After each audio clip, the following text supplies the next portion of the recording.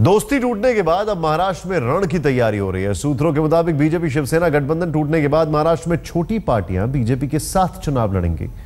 BJP आज फैसला करेगी कि वो छोटी पार्टियों के लिए कितनी सीटें छोड़ेगी। वहीं दूसरी ओर एनसीपी भी आज अपनी पहली सूची जारी करेगी। एनसीपी महाराष्ट्र में अकेले चुनाव लड़ रही है।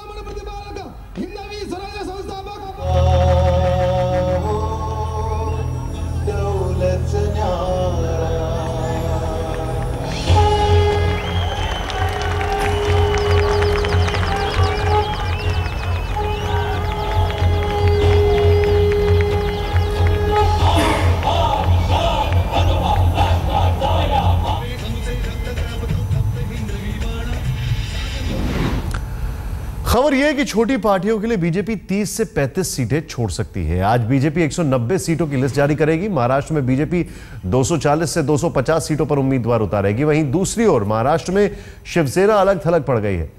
इन सब के बीच शिवसेना कल से अपने चुनाव प्रचार की शुरुआत करेगी। तो वहीं एनसीपी से गठबंधन टूटने के बाद कांग्रेस ने समाजवादी पार्टी से गठबंधन कर लिया है। महाराष्ट्र में उसने समाजवादी पार्टी के लिए 8 सीटें छोड़ी हैं।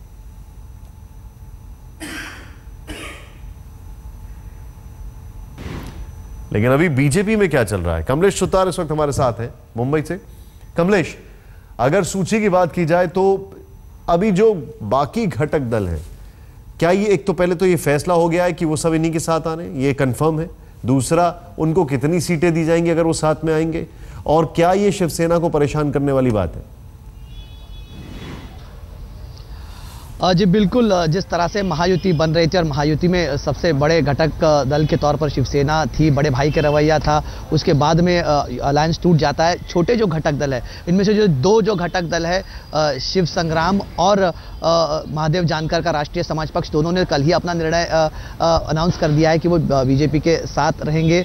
अब बचे जो दो बल है, राजू शेट्टी का जो स्वाभिमानी शेतकरी संगठन है और रामदास आठवले की जो Republican Party of India Athawale, इन दोनों का निर्णय अभी होना बाकी है। और माना यह जा रहा है, सूत्र ये बताते हैं कि शेतकरी संगठन के साथ बातचीत जो है वो ऑलमोस्ट आखिरी तबके पर आ चुकी है और अब रामदास आठवले को बनाने की बातें चल रही है।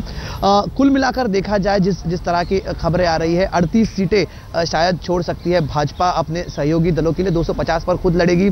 भाजपा को यह पता है इन छोटे घटक दलों को अपने अपने छोटे छोटे इलाकों में इनकी पैठ है। जैसे कि बात करें स्वाभिमानी शेतकरी संगठन की, तो जो पश्चिम महाराष्ट्र है, जो एनसीपी में, जहां पर एनसीपी का काफी दबदबा माना जाता है, वहां पर पिछले 5-6 सालों से अच्छी खासी पैठ जमाई है राजू शेट्टी ने अपने पार्टी से। राजू शेट्टी खुद यहां पर 2 बार सांसद रह चुके हैं, तो उनके लिए वहां पर ज्यादा जगह छोड़नी पड़ेगी। महादेव जानकर का धनगर समाज में जिस प्रकार का उनकी पैठ है, उनके लिए कुछ जगह छोड़नी पड़ेगी। अगर रामदास आठवले भी साथ आते तो जो अर्बन पॉकेट्स है, जहां पर दलित वोट्स उनके साथ में, तो उनका भी फायदा हो सकता है। इसका सबसे बड़ा खामियाजा भुगतना पड़ेगा शिवसेना को। शिवसेना के लिए चिंता की बात रहेगी, क्योंकि शिवसेना नजर आ रही है। शिवसेना के साथ अभी कोई छटक दल भी नहीं।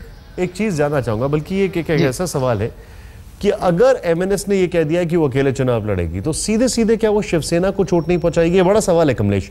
खैर, आप अपने दर्शकों को बता दें, इस पूरे घटनाक्रम पर सिर्फ इतना ही कह सकते हैं, बिछड़े सभी बारी बारी, राजनीति में नहीं है कोई यारी।